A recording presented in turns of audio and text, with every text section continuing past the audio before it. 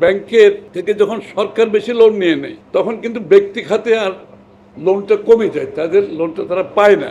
এবং সেইটা দুইটা হয়, একটা হচ্ছে আপনার বিনিয়োগ হয় না, বিনিয়োগ না হলে আপনার কর্মসংস্থান সৃষ্টি হয় না, মানুষের আয় বৃদ্ধি পায় না, সেটা খুব বেশি ক্ষতিগ্রস্ত হয়। আমাদের রাজস্ব আয়ের সাথে আপনার বাজেটের সাইজের একটা সম্পৃক্ততা থাকা উচিত ছিল।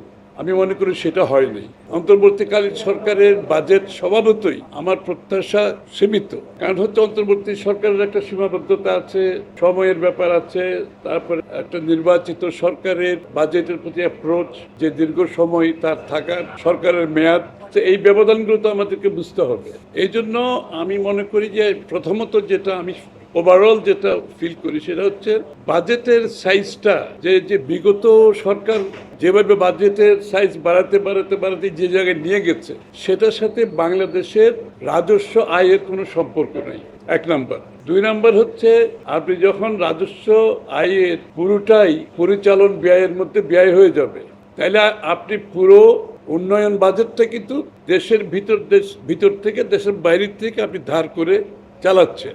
সব মশার বিরুদ্ধে সুরক্ষা দিতে এলো বসুন্ধরা এক্সট্রিম অ্যারোসল, মশার বিরুদ্ধে এক্সট্রিম সুরক্ষা। তার ফলে যে সমস্যাটা হয় সেটা হয় কি, প্রথমত সরকার যখন দেশের ভিতরে অতিরিক্ত ঋণ নেয় দেশের ভিতর থেকে বাইরের থেকে, একদিকে বাইরের থেকে নিলে আপনার ঋণের বোঝা বাড়তে থাকে, দেশের মানুষকে সেটা দিতে হয় বছরের পর বছর, এবং সেটার ইন্টারেস্টের কারণে আপনার ডেভেলপমেন্ট ওয়ার্ক সাফার করে।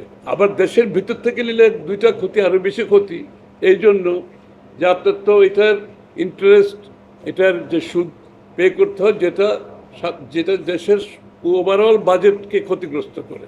আর দ্বিতীয় কথা হচ্ছে সরকারকে অনেক বেশি টাকা আভ্যন্তরীণ যেটা ঋণ নিলে যেটা হয়, তা ব্যাংক থেকে অতিরিক্ত ঋণ নিতে গেলে ব্যাংকের ইন্টারেস্ট বেড়ে যায়, এবং ব্যাংকের থেকে যখন সরকার বেশি লোন নিয়ে নেয় তখন কিন্তু ব্যক্তি খাতে আর লোনটা কমে যায়, তাদের লোনটা তারা পায় না।